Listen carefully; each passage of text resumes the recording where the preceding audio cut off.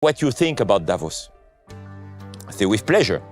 I have to tell you, in 1995, I had no clue what Davos conference was about. So I went to Davos in January 1995.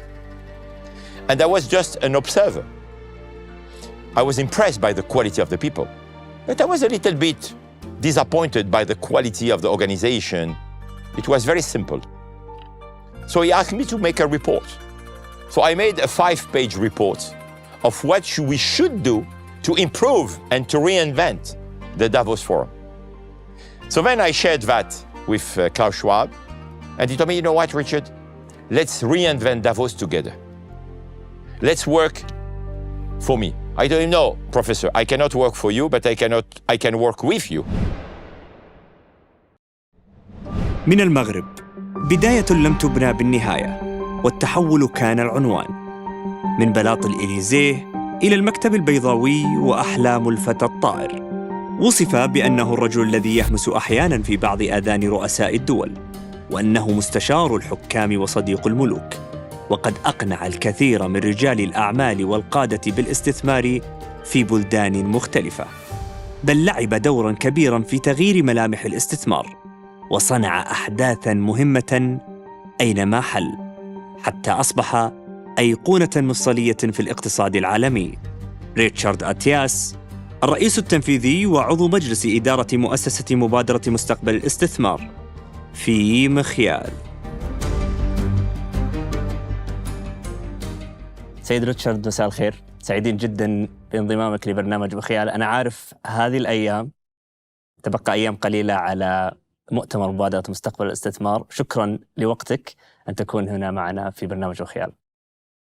Thank you, Mr. Abdullah, for having me today. It's a pleasure. It's my pleasure to be here. العفو. تبغى نبدأ بالأسئلة الصعبة ولا الأسئلة السهلة؟ Oh, you know, there is no difficult questions, there is no easy questions. So I am at your disposal. You are the boss today. أنا راح أرجع للتاريخ، ومن خلال بحثي وجدت أنه ريتشارد أتياس من أصول مغربية يهودية. تربط علاقة ريتشارد أتياس بالعائلة المالكة في المغرب.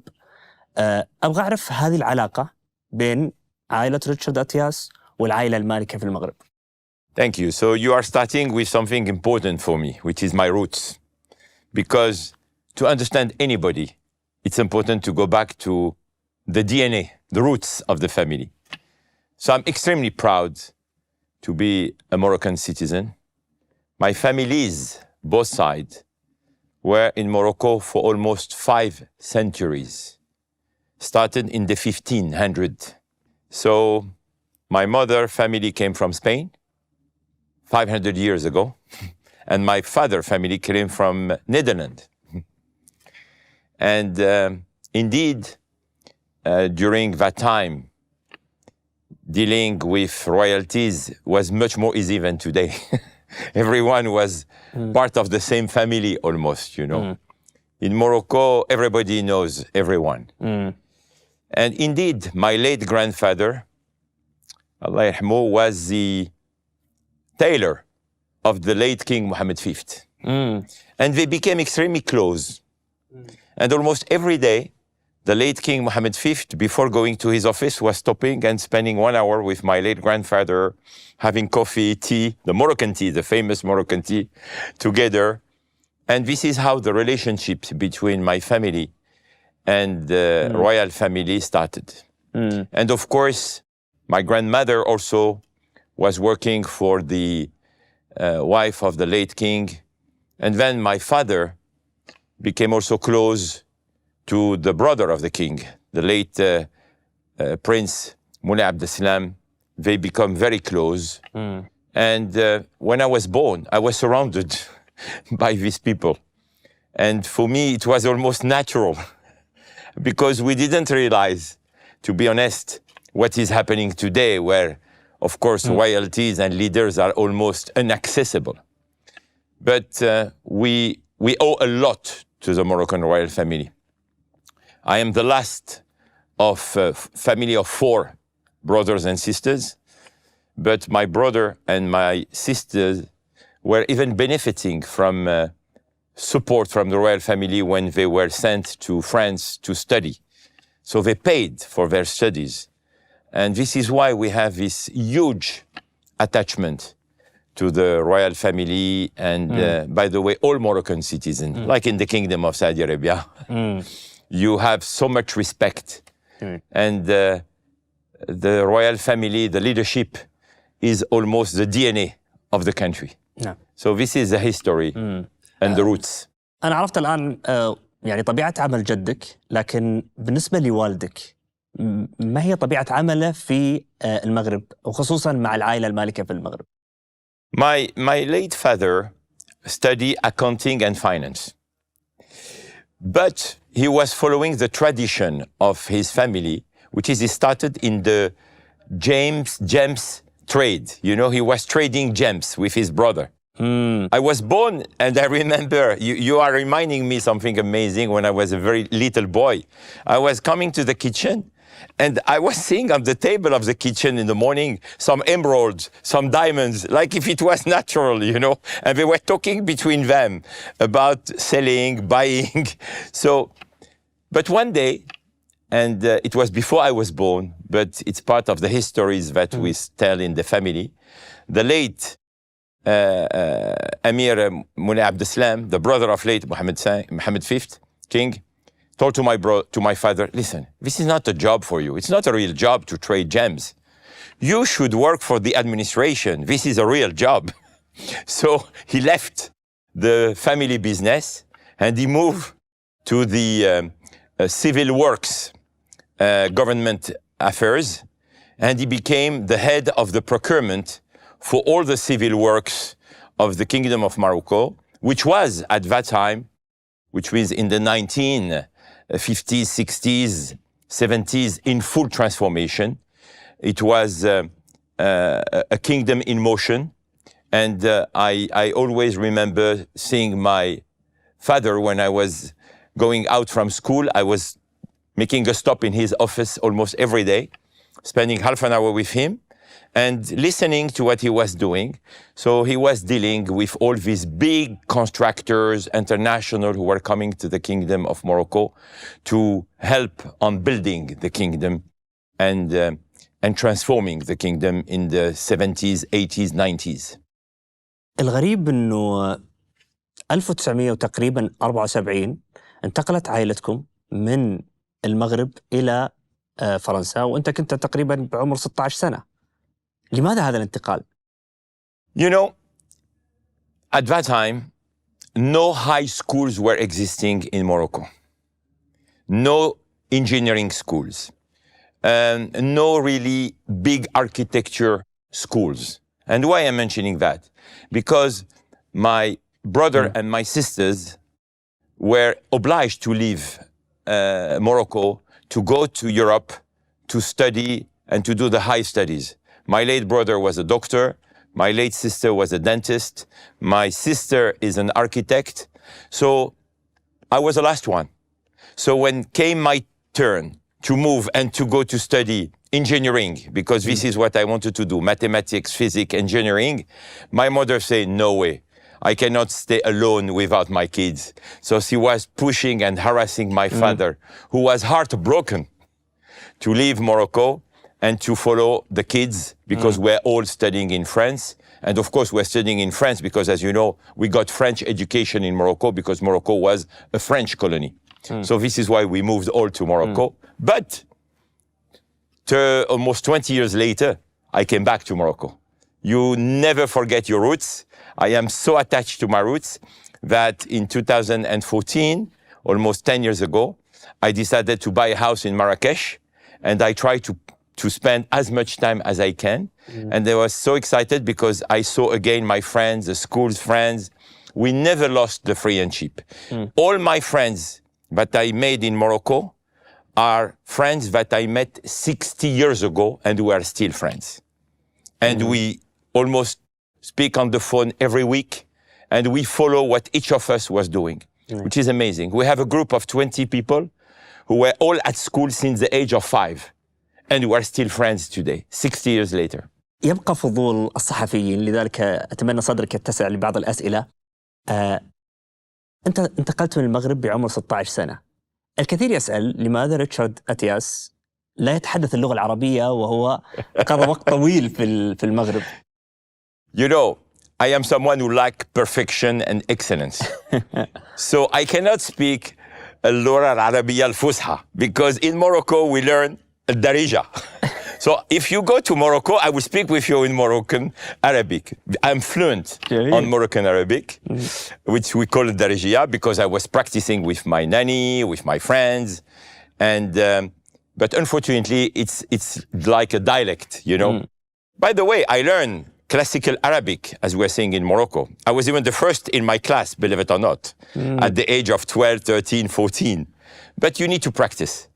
And I'm so happy that I spend more and more time in the Kingdom of Saudi Arabia and in the region, because now I understand almost 90% of what you can say. MashaAllah. But I cannot practice and be fluent because I hate to make mistakes, especially grammatical mistakes. But to the people who will watch, or our friends, I want them to know that I'm still attached to my roots and to Arabic language. And by the way, I'm pushing my daughter to learn and to be fluent in Arabic also, even if she lives in Miami now, in America, and the grandkids also, because it is our roots. So it's so important to understand the philosophy, the science. And I always say that the Arabs, we invented mathematics, we invented astronomy, we are part of the science history with Avicenne and many others, and Ibn Battuta, the great explorer. So if you want to understand the culture, you need also to speak the language. جميل. الآن بنتقل لحياتك المهنية. بعد انتقالك إلى فرنسا درست الهندسة المدنية، أيضا عملت في أول وظيفة في شركة IBM. بعدها، هذه بداية الثمانينات، بعدها تقريبا في 1990 أسست شركتك الأولى بيبلسس إيفنتس. هنا انطلقت إلى مجال إدارة المؤتمرات والتجارة. لماذا هذا الانتقال من مهندس إلى هذا العمل في إدارة المؤتمرات والتجارة؟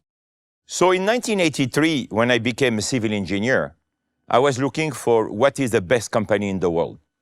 I was ambitious, and I wanted also to be part of what I was feeling, which is the technology transformation.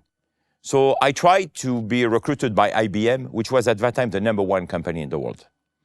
And I was recruited. It was a big honor for me, for my family. They were so happy that, my God, one of the members of the family joined IBM. and I spent 3 years at IBM. But I realized very quickly that dealing with machines, with computers every day was not my cup of tea. But at that time, IBM was the company which invented the first personal computer. But we're more talking about hardwares than softwares. My generation missed the internet bubble. So after 3 years, I decided to leave IBM and to become an entrepreneur, because this is what I have in my blood. I realized that I want to be my own boss. So I started the computer leasing company. And after 3 years again, I say, this is definitely not for me. What am I missing? I am missing people. I am missing the contact with people. So instead of building bridges as a civil engineer, I decided to build bridges between people and between countries and between continents and between communities and between religions. And this is why I decided to create a global event company focused on building conferences, on bringing people together, on building platforms of dialogues. And believe it or not, 35 years later, I still do the same. وما في شك أنت نجحت نجاح باهر وعالميا في هذا المجال. Oh, you are too nice. Thank you. بداية التسعينات كان هناك انهيار الاتحاد السوفيتي وصعود إقامة دولة الاتحاد الروسي. قرر أول رئيس لروسيا لزيارة فرنسا، وهذه كانت أول زيارة ونقلة نوعية في العلاقات الجديدة بين روسيا وفرنسا. ريتشارد أتياس هو من نظم هذا الحدث الكبير، لكن هناك سؤال مهم. شخصية أول رئيس في روسيا يلتسن كانت شخصية مثيرة للجدل، خصوصاً في الزيارات الخارجية. ما هي أكبر مخاوف ريتشارد أتياس وهو تو مبتدئ في هذا المجال بأن ينظم هذا الحدث الكبير؟ You are very well informed, Mr. Abdullah, because not a lot of people knows about what happened to me. It was the beginning of my career. I will share with you a very personal anecdote because it's very interesting. In fact, when I started this event company, no one knew about it.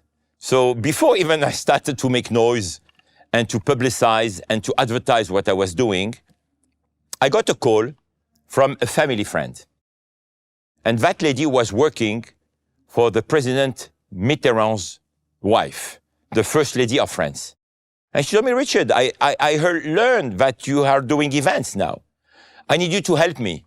I said, on what? Oh, the President of the Federation of Russia, he's one of the President of Russia, it was the President of the Parliament. A guy called Boris Yeltsin is coming to France, to the European Parliament in Strasbourg. Can you help me? Frankly, I had zero experience. I was just starting. I said, okay, I have nothing to do. I started my company almost 2 months ago, so I will go with you in Strasbourg, where the European Parliament headquarters was based. To do what? To help hosting this Russian delegation. To make a long story short, I spent 3 days with this gentleman called Boris Yeltsin, that nobody knew, with his Russian delegation. They were only speaking Russian, and I was helping him to navigate inside the European Parliament. In the middle of the night, 3 a.m. in the morning, his chief of staff came to my room and told me, you are in charge of the organization. I say, yes. We want tomorrow to go to Paris, and we want to meet with the President Mitterrand. I said, oh my God, this is not in the plan. And I called my friend, I said, listen, I am in trouble now. The President of the Federation Russian Parliament wants to go to Paris. What should I do? And he's making noise, and it's 3 a.m. in the morning, and they are very vocal. So let me see what I can do. Thanks God, the next morning she told me, okay, you know what? He cannot meet with President Mitterrand, but he can come to Paris, and we'll try to organize some meetings with him, with the mayor of Paris, which was at that time Jacques Chirac, with the president of the French Parliament, which was Laurent Fabius. So I told to the morning, gentlemen, we are going to Paris. Boris Yeltsin was extremely happy. We went to Paris. At 7 p.m. in the evening, we went to the Élysée Palace to meet with who? With the Secretary General of the French president. But in the middle of the conversation, President Mitterrand showed up, and he started to talk to Boris Yeltsin.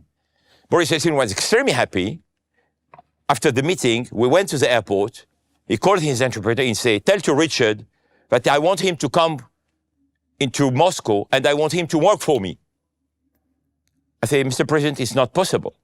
He said, why? I say, because I don't have a visa.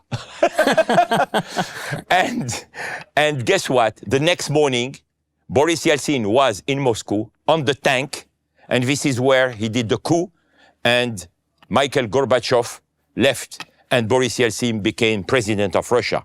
And then 1 week after, he called me. I was extremely surprised, and his chief of staff told me, President Yeltsin is insisting. He wants you to come again and to work with us, and he wants to create the Russia House. And the Russia House will be the gateway for all investors to come to Russia, because he knows that you could be a great businessman. I say, I'm really sorry. I just got married.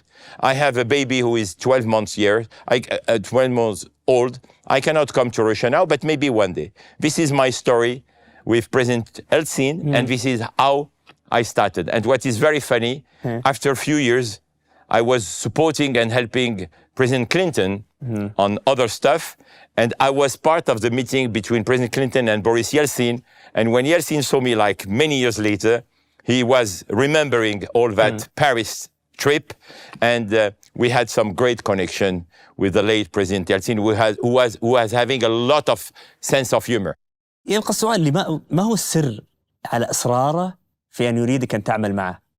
You know, in fact, President Yeltsin is probably the president who opened Russia to the world. We are all talking about this oligarch, you know, like Abramovich and all these guys who became multi-billionaire. He's the one who started the transformation of Russia, the end of USSR. And he was quite a visionary guy. He brought a lot of investors.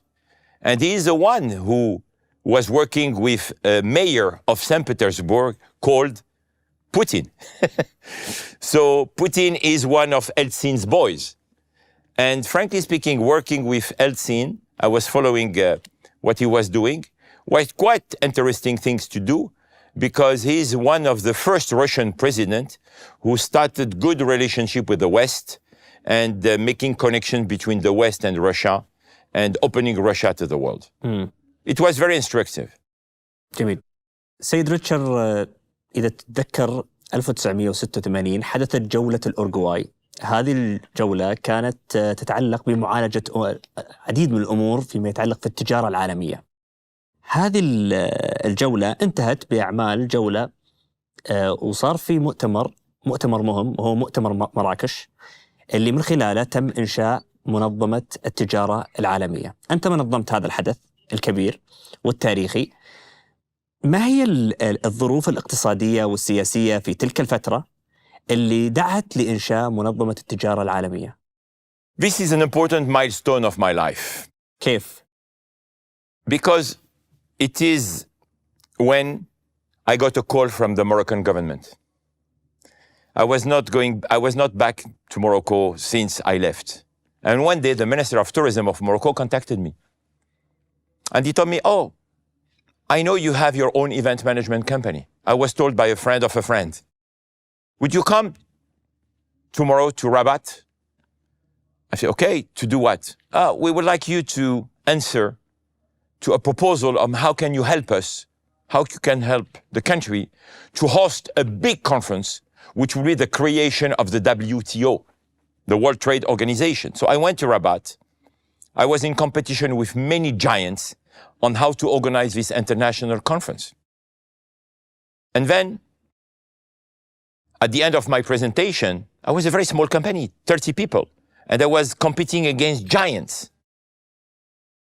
And the person who was leading the conversation at the end told me, can I ask you a question, Richard? Why are you so passionate and wants to organize this conference? I said, because you are giving me the opportunity to go back to my roots, to go back to my native country. And my family was supporting the kingdom for years. So if I can support, it will be fantastic. Your family? Who is exactly your family? I said, but my late grandfather from my mother's side is Mimoun Botbol. The guy he came, he kissed my head, and he told me, you are doing the WTO conference. So in 3 months, we worked night and days to create this conference, which was what? It was the creation of an institutional body to be the next steps of the GATT agreement, which is a global agreement on trade and tariffs. And the whole world, all countries were in agreement to create an institution which will help globalization, which will help global economies. Because the trade agreement, the GATT, was a little bit restrictive. It was not tackling the issues of agriculture, on services, and the global economy was becoming very open. It was about intellectual property. So all heads of state were in agreement that we should have an institution which still exists today, the WTO, the World Trade Organization, to regulate and to put some rules and some laws about how to deal on intellectual property, on agriculture, on trade, on tariffs, etc. So it was a very important moment in 1994 when this agreement was signed in Marrakesh. And my career started really thanks to this event. Why? Because at the closing session for the signature, a leader went on stage.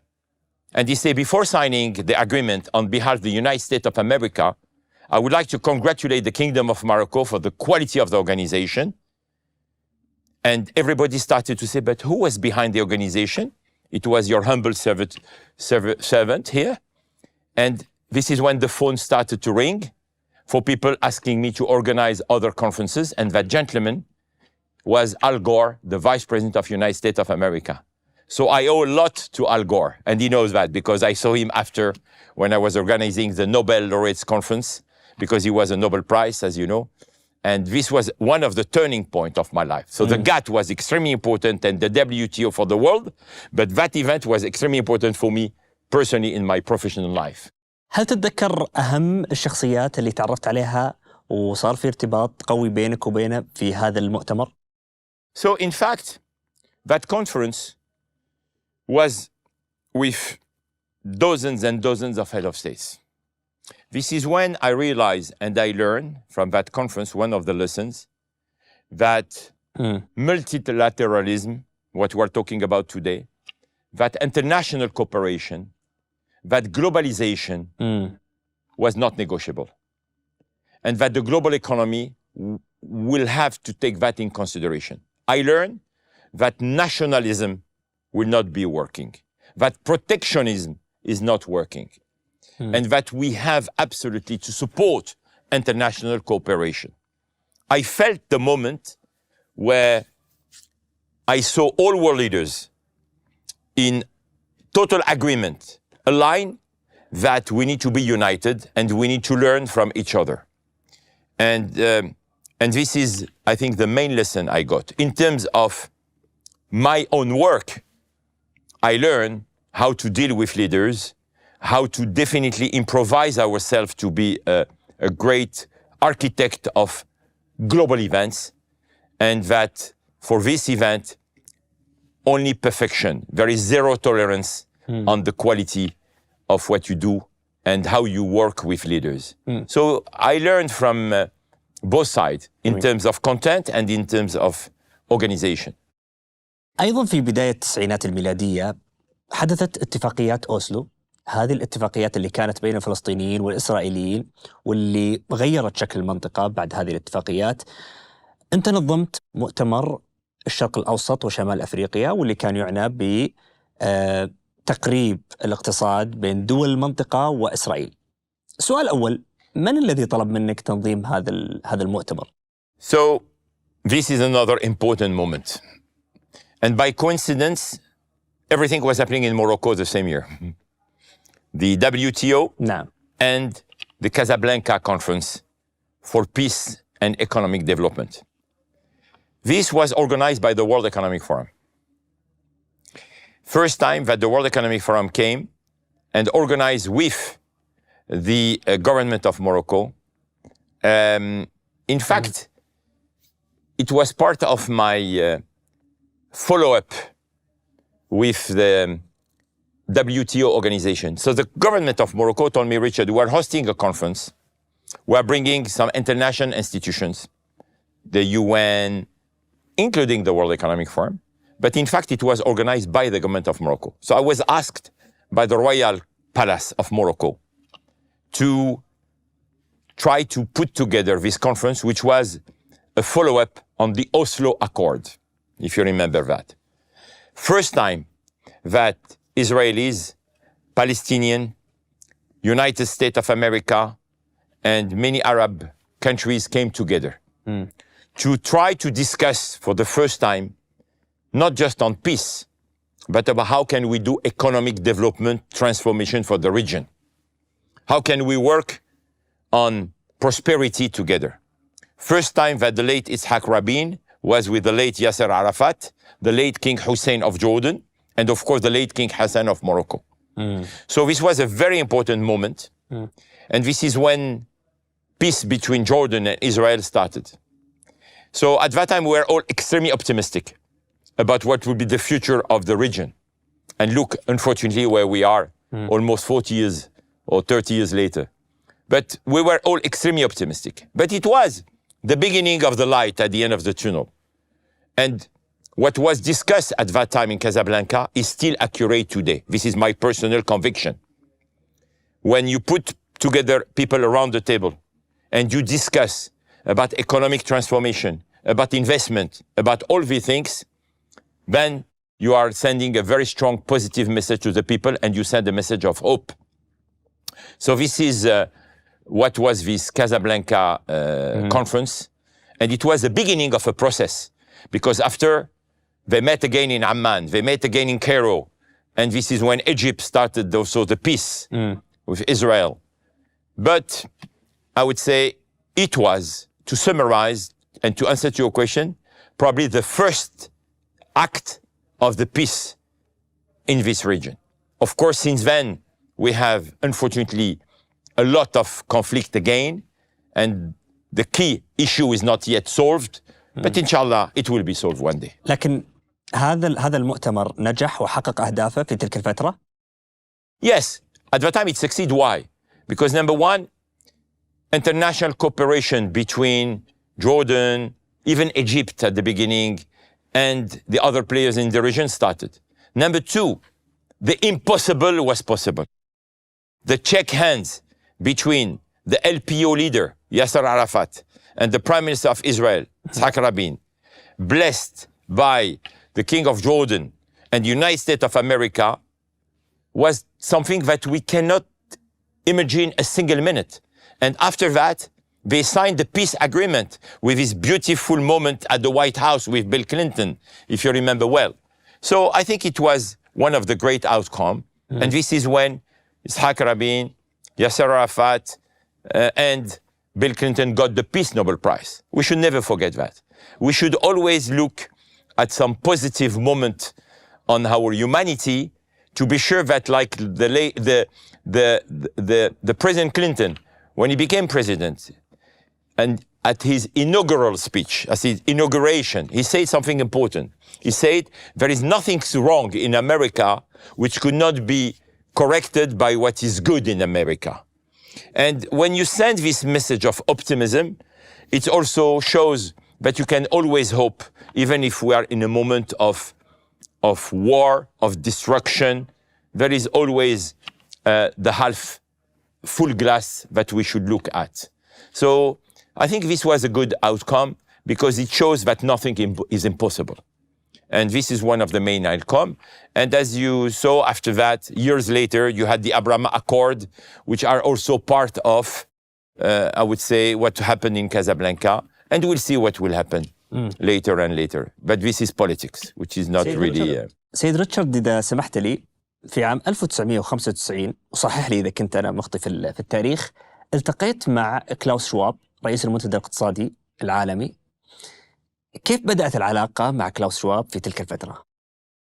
You know, Klaus Schwab and the World Economic Forum decided after the peace conference in Casablanca to host the first World Economic Forum, MENA, Middle East North Africa Conference in Casablanca. And of course, the Moroccan government told them, we know a guy who is one of ours, Richard Attias, who can help you to organize a conference. So they contacted me, and it was my first meeting with the World Economic Forum, not yet with Klaus Schwab. هو من تواصل معك؟ In fact, the Kingdom of Morocco gave my name, and then the World Economic Forum, his nephew, Hans-Jörg Schwab, who was working at the World Economic Forum, contacted me and told me, can you help us to organize our first ever economic conference in Morocco and, in fact, in the MENA region? I said, okay, no problem. So we organized that conference, which was a great success. And then I left Casablanca. I was at the airport. My flight was delayed by 2 hours. And who was in the lounge? Klaus Schwab. His flight was also delayed. He told me, I know you know. I said, no, you don't know me, but I know who you are, Professor. But I'm the man who was behind the organization of your conference. He told me, amazing. Can you come to Geneva in a few days? I say, yes, why? I would like you to be my guest at my Davos conference, and I would like you to tell me what you think about Davos. I say, with pleasure. I have to tell you, in 1995, I had no clue what Davos conference was about. So I went to Davos in January 1995, and I was just an observer. I was impressed by the quality of the people, but I was a little bit disappointed by the quality of the organization. It was very simple. So he asked me to make a report. So I made a 5-page report of what we should do to improve and to reinvent the Davos Forum. So then I shared that with Klaus Schwab, and he told me, you know what, Richard? Let's reinvent Davos together. Let's work for me. I told him, no, Professor, I cannot work for you, but I can work with you. And we started together in 1995, a joint venture, Global Event Management, a company, 50-50, based in Geneva, and my first reinvention of Davos was in January 1996. This is when I started to produce and to be the executive producer of the Davos Forum for many years. And then I was working very close with Klaus and his team. And we came with many ideas about how to bring technology to Davos, how to create regional summits. I went to China to create the first World Economic Forum in China. Then we did that in Europe, then in Africa, in South Africa, and so far and so on. This is when my history and my story with the World Economic Forum started. أثناء عملك في مؤتمر دافوس، هل كلاوس شواب كان يتعمد بأن يكون مؤتمر دافوس مؤتمر اقتصادي سياسي وليس فقط اقتصادي؟ You know, the World Economic Forum didn't start at the World World Economic Forum. It started as an idea of Klaus Schwab, who was a professor in Zurich, as a European Management Forum. It was called the European Management Forum, if I'm not mistaken. The idea and the concept behind was to bring every year European CEOs to learn a little bit from the American CEOs, because the Americans were a little bit more pioneers on some practices, on technology already in the 80s. So this is how it started. And then a few years later, Klaus Schwab, when he saw the success of his meetings, which were purely business, he decided to call it the World Economic Forum, to make it bigger and to invite political leaders, NGOs, international organizations. So this is how the machine started. But initially, it was just a mini forum for European leaders, almost like classes about understanding how to improve your day-to-day management as a CEO. And then it became this global organization with members, 1,000, the biggest 1,000 companies in the world. And he was inviting many other leaders to have this conversation between public, private sectors, between NGOs, and also between, I would say, international organizations and the global CEOs. And Davos is what it is today, which is more than half century old organization. أنا أعرف أنك أنت من الشخصيات المؤمنين بدول الخليج بالزمان، يعني في هذا الشأن. هل كان في منتصف التسعينات إلى أواخر التسعينات بداية الألفية كان في حضور قوي لدول الخليج في مؤتمر دافوس؟ Not at all. Not at all.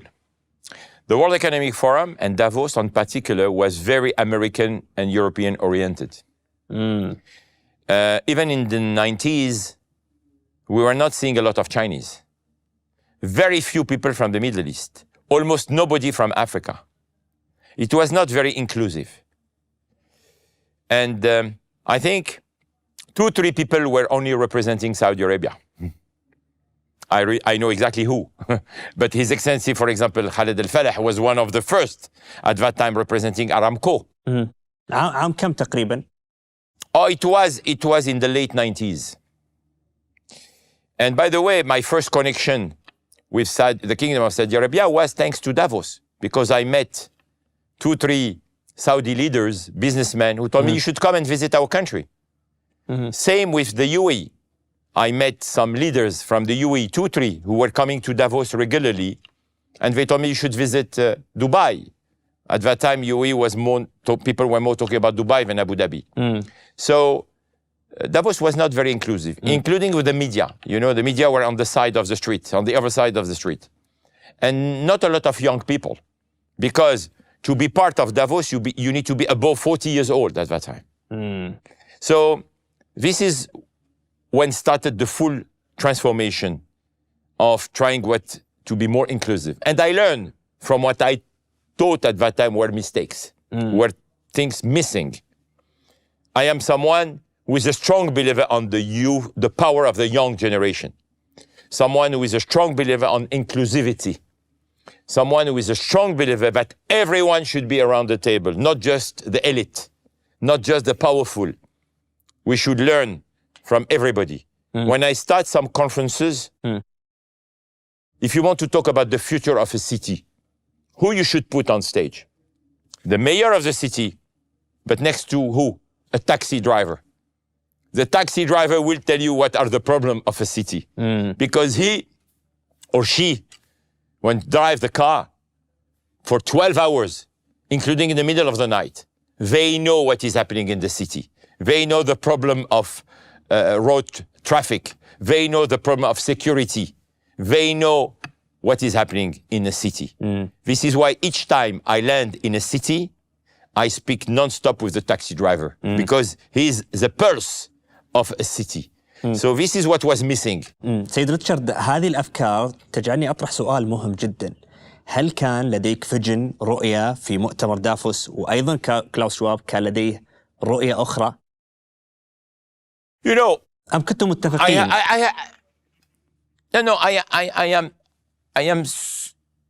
I have a lot of respect for what Davos is as a global platform. I think they are missing a lot of things today. And this is why many other international conferences are bringing to the table what was missing there. And I think also there is a lack of tangible actions. You know, some people criticize Davos, but it's a game happening for years and years, because many people think that Davos is a place only for the rich and the famous and the elite. And it's not inclusive. Some people are calling it like the temple of capitalism. But many great things were achieved in Davos, great conversations. So I think it's not black or white, you know. You have good things and you have things which should be improved. And I learned a lot from my 15 years partnering with the World Economic Forum. And this is why when I started my own conferences and platforms, I tried to fill the gap and the vacuum which was existing in Davos. إذا تتذكر 2001 بعد أحداث 11 سبتمبر، في تلك السنة مؤتمر دافوس جعل موضوع المؤتمر الرئيسي هو الأمن والإرهاب وتأثيرهما على الاقتصاد. لماذا طرحتوا هذه الفكرة في مؤتمر دافوس في تلك الفترة؟ You know, just after September 11, an amazing decision was made. The first time in the history of the World Economic Forum to not host the annual meeting in Davos, but to organize it somewhere else. And we went to New York, where the September 11 happened.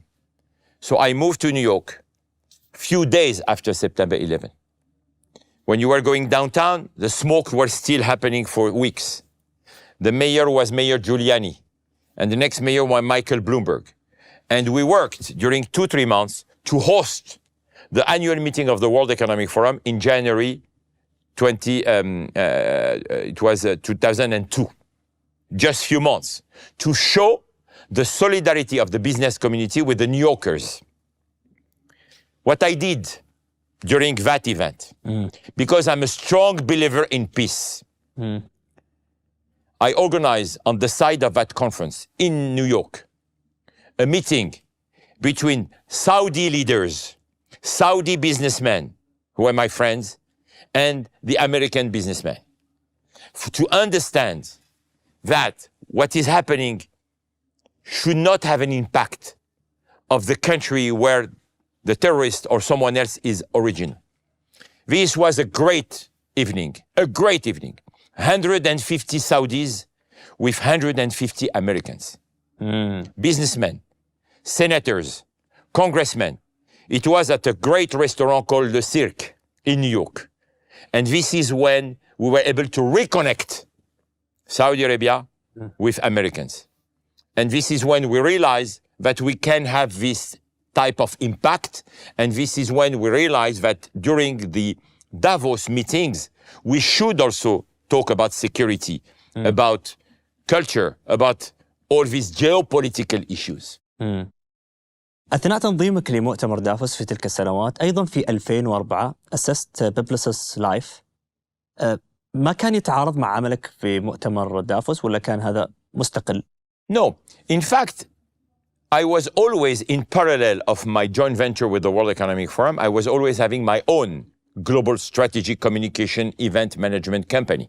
working for multiple corporations in the world.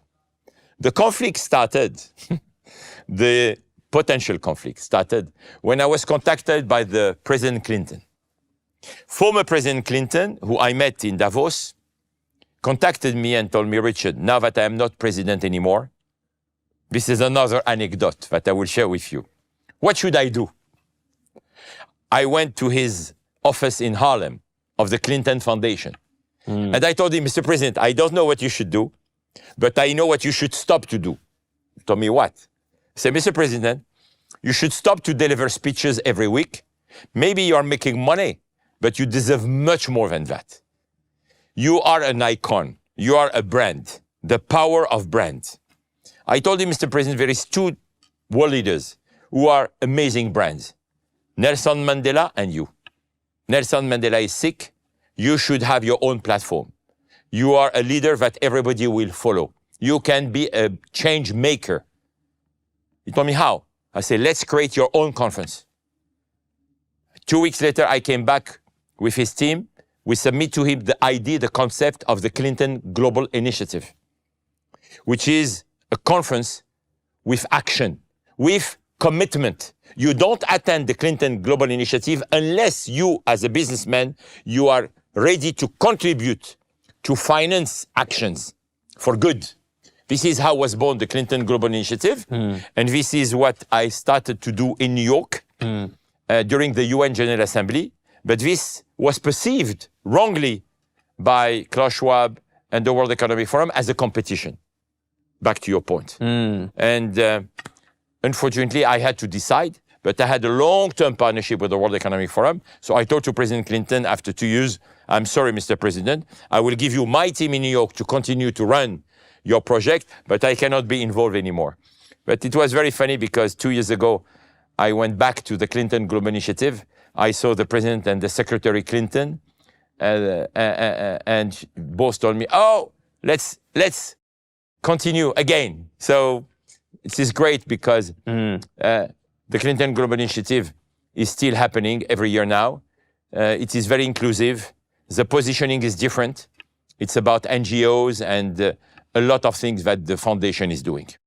سيد ريتشارد، بما أنك أنت ذكرت مبادرة كلينتون العالمية، أعتقد أنت اطلعت على الاتهامات اللي بعد ما أعلنت هيلاري كلينتون ترشحها للرئاسة في 2014 تقريبا، بأن هناك لا يوجد شفافية بجمع التبرعات في هذه المبادرة. كيف ترد على هذه الاتهامات، وخصوصا أنت يعني بدأت في هذه المبادرة؟ I will share another anecdote with you. When we started the Clinton Global Initiative, President Clinton told me, Richard, how do you want to be paid? I said, you know, have my company, I will charge you some flat fees. He told me, no, why flat fees? I want to give you 10% of the sponsoring. I say, Mr. President, I don't think I want to go in that way. I have a small company. I really prefer to have my flat fees, and then I will deliver. Be the biggest mistake of my life. Why? I will give you numbers. It's transparent. لماذا؟ My fees were $800,000 at that time to do the whole conference. You know how much he raised in 3 months? كم؟ This is when people are talking no transparency. People like Bill Gates, people like Warren Buffett, many people want to support this initiative. So the money was extremely transparent. He raised $1 billion before starting the Clinton Global Initiative. 10% means $100 million. Wow. So Bill Clinton has this power of convening people. And when I told him, Mr. President, you are a brand, I was right, in total humility. This is the power of a brand. Everyone wants to support Bill Clinton.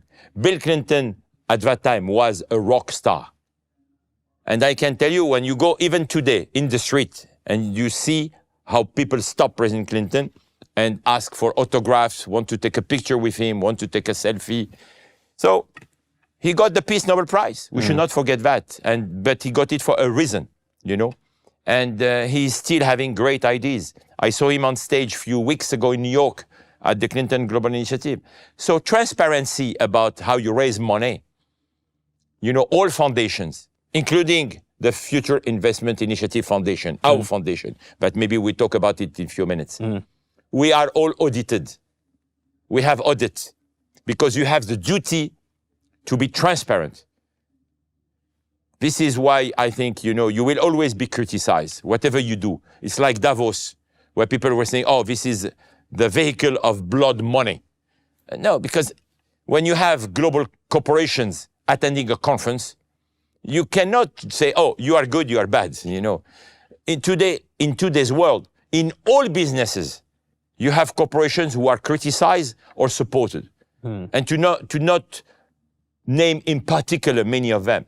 It's public, so we know that companies very famous like Nike or Attias or Starbucks were criticized for some of their practices.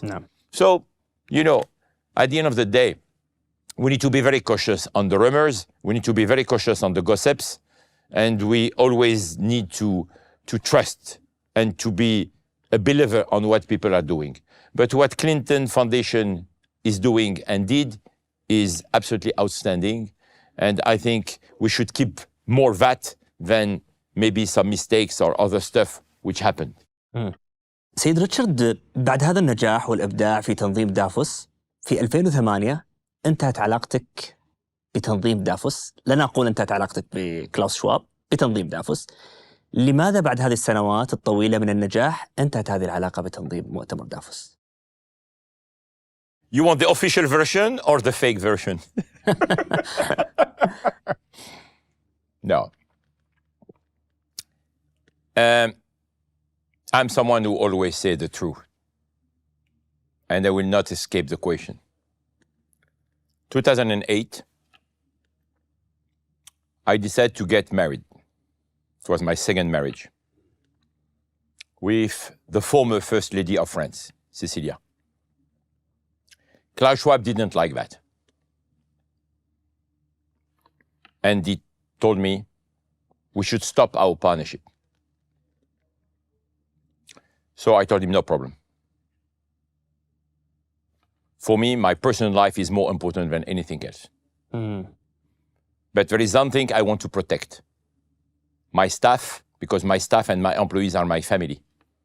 So I will leave alone. But you continue the partnership with my company. So 2008 was my last Davos. I left the company. I sold my shares to Publicis. And I moved to Dubai with my wife. There is no other explanation. استمرت علاقتك مع كلاوس شواب ولا انتهت في هذا الوقت؟ Absolutely. Absolutely. It ended that time. And this is when you know who are your friends, your real friends. كيف؟ This moment of the life, because at that time, I saw who picked the phone, called me, invited us. And part of these people who called us, invited us, celebrating and respect my life and my decision and the decision of my wife. It's not easy to divorce when you are a first lady, trust me. And guess what? The majority of the people were coming from this part of the world, from the region here. So it's extremely interesting when you go through some challenges in your life, always, to see who are your real friends. شعرت بإحباط بألم في تلك الفترة بعد هذه الحادثة؟ It is the best thing that Klaus Schwab did for me. Because what I started again, if I was still working in Geneva, I will not be here today. I will not have discovered the beauty of the Kingdom of Saudi Arabia. I will not have I will be given the opportunity to do what I did since almost 20 years. I would not have created all the things I created in the past 20 years. I was in the comfort zone. So it is the best thing which happened to me. Al-Baraka al-Maktub. So this is why no depression at all. It was for me the best challenge. I changed the country. which is something I should have done at the very early stage, because I discovered United States of America and the American dream. I discovered the potential of the Arabic Peninsula. I spent a lot of time in Africa. I was able to see many African leaders, to advise them, to talk to them. And I started what I always wanted to do, which is to be helping countries to be more developed and to not just focus all day long on one big conference. Best thing which happened to me. هذه الجرأة اللي عند ريتشارد أتياس، وأنا أتناقش مع فريق عملي من شباب وشابات جميعهم ذكروا لي أنه في 2008 ريتشارد أتياس في الوقت وفي الأزمة المالية العالمية، في الوقت الذي يهرب الكثير من رجال الأعمال في إنشاء شركات جديدة، ريتشارد أتياس هنا أنشأ شركة جديدة، شركة ريتشارد أتياس وشركائه. هذه الجرأة وهذه المخاطرة عند ريتشارد أتياس ما كنت تخاف منها؟ Few minutes ago, I told you I'm an entrepreneur in my blood. And this is why I love helping entrepreneurs. And an entrepreneur is what? Is a risk-taken person. And I am an optimist. This is why I'm a strong believer in peace. And I'm a strong believer on the fact that the economy is resilient. So when the crisis happened, 2008, almost many countries were bankrupt. And I told to myself, Richard, you are free now. You have time. So let's create something in New York, from where the crisis started, to find a solution to this crisis.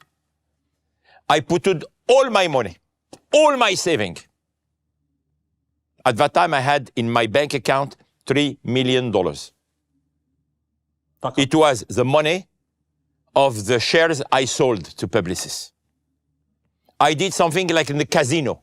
I took this 3 million with the support of my wife. And instead of buying a house, I created the New York Forum in New York. I invited everyone for free. 500 CEOs came, la crème de la crème. And they said, guys, for 3 days, we will work together to see how we will solve the economic crisis, how we will reinvent business models. Mike Bloomberg was the mayor of New York. He supported me. The New York Times supported me. And I knew that you can always find a solution from where the problem is. As a former mathematician, I know that when you put an equation or a problem on the table, it's already half solved. So we had 2-3 editions of the New York Forum. I put all my money on it to make it the best in class. Everyone was my guest. Because this was my contribution on how to restart the economy from the city, which is one of the capital of the world, New York City. And in fact, it was the best investment I did because the phone started to ring. Richard, can you do something equivalent to the New York Forum in my country? Richard, can you come and help us to restart the machine economically? Richard. And this was another milestone of my life. So I don't think it was bored or it was intuition. I wanted to have a contribution on restarting the global economy, on restarting the creation of jobs. We did exactly the same in Kingdom of Saudi Arabia after COVID and during COVID. If we have time, I would be happy to say a few words about that. راح نجي ونتكلم عنها، فاردين لها محور مستقل. في 2008 حدثت في الصين دورة الألعاب الأولمبية، وكانت هذه الدورة مميزة جدا. ماذا كان دور ريتشارد أتياس في هذا الحدث؟ Thank you for that question because it's extremely important for me. I am not doing only conferences. This is a visible part of the iceberg. I'm passionate of creating sport events, big sport events, on also organizing every type of event which has an influence and which help a country to be branded. So at that time, I was still Publicis, and one of my division was doing public events. We were contacted by the Chinese government to say, can you help us on doing the opening ceremony of the Olympic Games in China? We want China to be open to the world. So my company itself went to China. We're working with the director, famous movie director called Director Li, L-I. And I spent 6 months in Beijing with my colleagues, with my teams, with a great creative director, Yves Pépin. And we built the opening ceremony of the Olympic Games in China, which is for me one of the most moving opening ceremony. I rediscovered China, the new China. I was in China first time 1986. Everyone was on bicycles. Not a single person was speaking English. One hotel, Holiday Inn in Beijing, and that's it. 20 years later, everyone driving a car, 300 million people speaking English, which is more than in the United States of America. Extremely modern country, full transformation, stadiums everywhere, smart cities everywhere, electric bicycles and cars already. And we had a great time. Everyone was calling for boycott. We should not go to China. We should boycott the opening ceremony. I said, not a single event in the world should be taken as a hostage by any political beliefs. Because we don't do politics when we do events. We do events for who? For people. The joy of people when you go to a concert. The joy of people when you go to a sport event. When you are watching a game between Ronaldo and Neymar, do you ask if the guy sitting next to you is Christian, Jew, Muslim? Do you think he's voting for someone right or left, etc.? No. This is the beauty of sport. This is the beauty of music and culture. So I say, no way, we don't touch.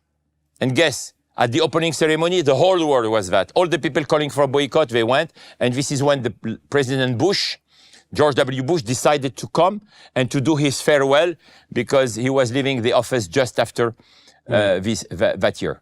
So amazing moment. And we continue to do that. We just, with my other hat as the chairman and the founder of my own strategic communication firm, Richard Attias and Associates, we just did the opening and the closing ceremonies of the African Cup in Ivory Coast in January of this year. Another big moment for Africa.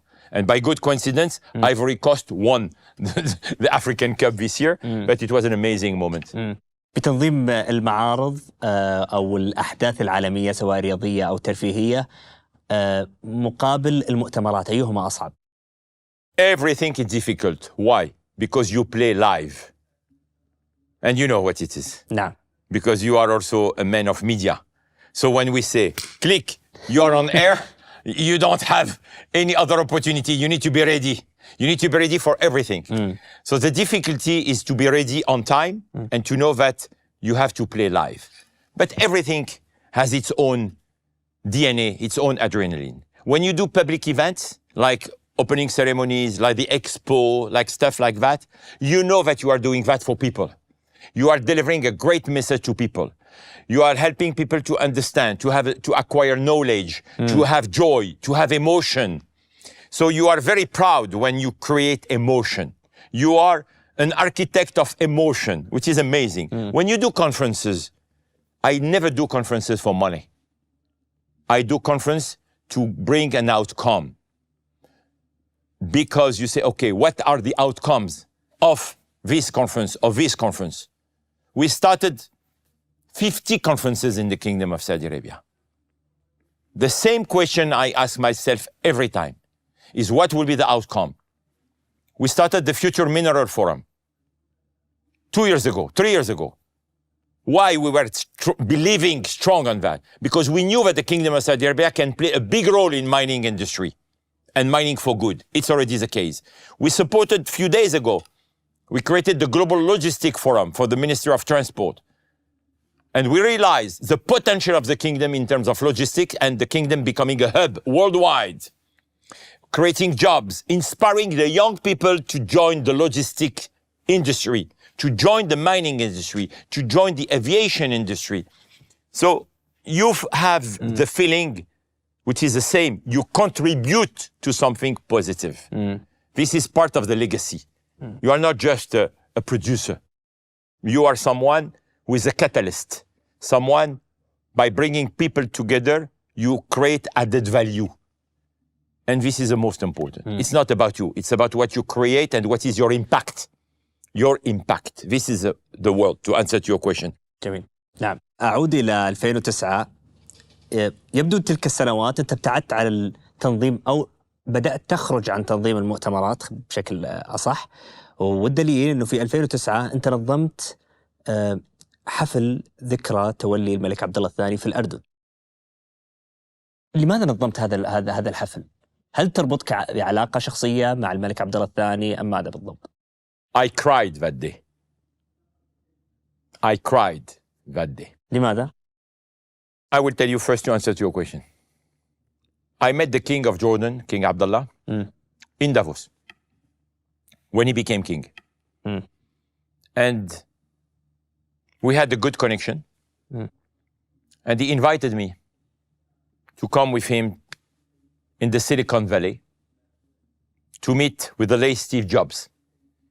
So thanks to King Abdullah of Jordan, I met Steve Jobs in the company called DreamWorks, doing animation movies. And I remember we're waiting together, and the king told me, Richard, what can I do in my country? I don't have the size to do something like Davos. I told him, Your Majesty, you are a small country, but you have big ideas always.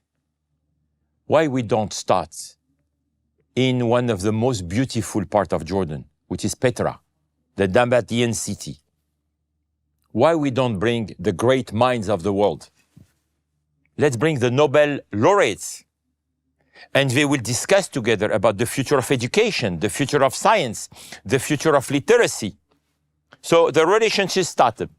We created 3 Nobel conferences in Petra, in the middle of nowhere, in front of this beautiful gate, the Nabatean, which at that time the world didn't know about Al-Ula, but now it's amazing. So the relationship started, and one day his chief of staff contacted me and told me, Richard, we have a very important moment to celebrate the 10th anniversary of the accession of the throne. I said, oh my God, my gift. Because I'm so happy to support Jordan. This is a great moment. So I worked with my team on this extremely emotional moment. I did a deep dive on the history of Jordan. And I will tell you why I cried. Because it was in the stadium of Amman. The whole royal family was here. 25 Jordanians were in the stadium. And I put 3 big, giant LED screens on the stadium.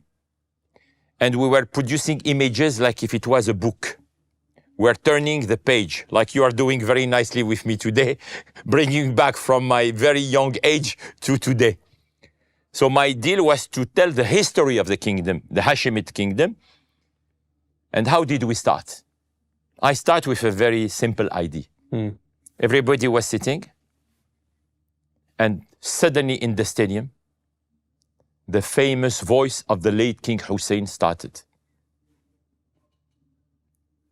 On the LED screen, the first page of the book, the face of the late King Hussein, announcing the birth of the Emir Abdullah. We started talking about these 10 years by starting about the day he was born. It was so emotional because if you remember well, the late King Hussein has a very specific voice, very charismatic, very strong. Everybody cried, including me. واو. ماذا قال لك الملك عبد الله بعد هذا الحدث؟ He took me in his hands and we cried together. ما زالت تربطك علاقة جيدة مع الملك عبد الله؟ Yes. We hosted him in Riyadh a few years ago, and we are very happy to host the Crown Prince of Jordan in few days at FII. And each time I have the opportunity to meet with His Majesty, I see him time to time during the UN General Assembly in New York. We are always, I respect a lot. أنا آسف إنه قلبت المواجع، يعني واضح حتى من عيونك إنه متأثر إلى الآن بهذاك الحدث. Yes, because at the end of the day, what you will keep when you will be at the eve of going on the other side of the life, you know. It's this moment of emotion. This is why I do what I'm doing. As I told you, I'm trying to build bridges between people, which means we build emotion, we connect.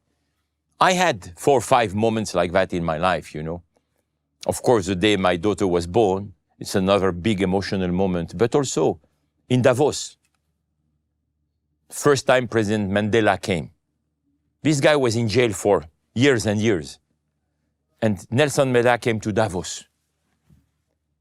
1 minute before going on stage, he's telling me, I need to go to the restrooms. I say, oh my God, they are very far. And suddenly you are here with Nelson Mandela, hand in hand, going to the restrooms. Sorry for the detail. And when he was in the restrooms, he was talking to me and told me, Richard, you know what is the most important thing today? I say, no, Mr. President, the young people, the youth.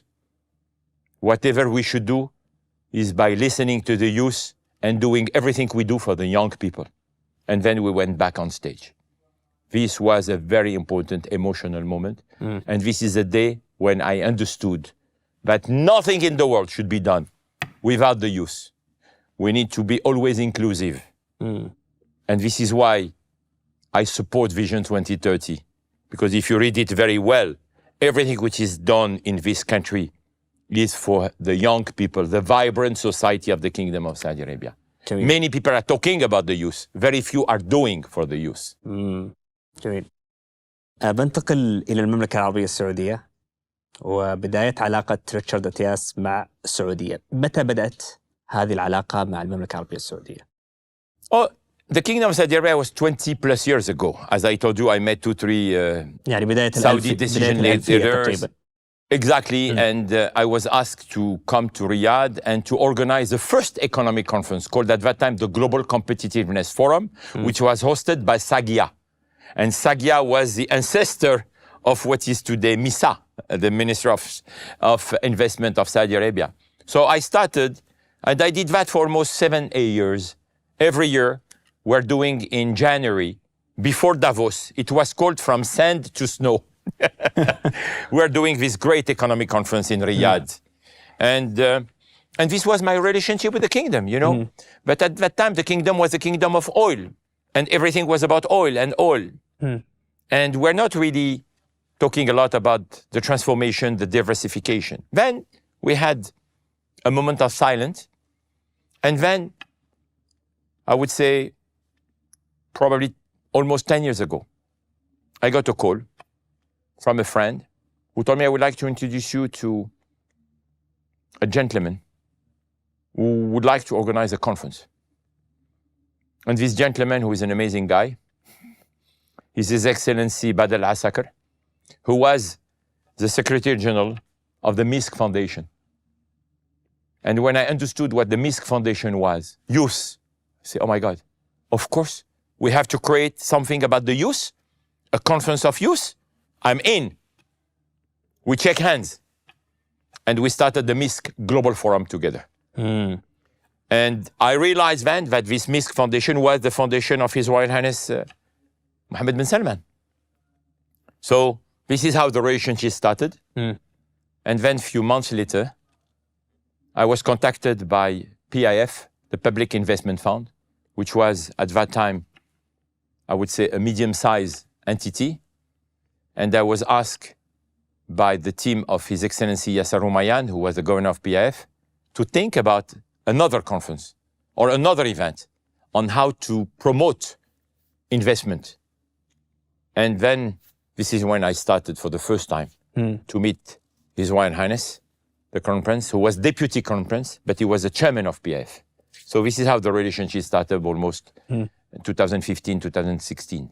إذا تتذكر الحديث اللي دار بينك وبين سمو ولي العهد الأمير محمد بن سلمان في أول لقاء؟ Oof, I will never forget it. I will never forget it because I am too old to flatter people. So I will tell you why I was impressed. you see a young man of 27 years old. And in 10 minutes, you understand that he is extremely intelligent. He thinks 10 times faster and ahead you. And I will tell you why. 2, he's a visionary man. And 3, he's a doer. And 4, he's a humanist. He cares about people.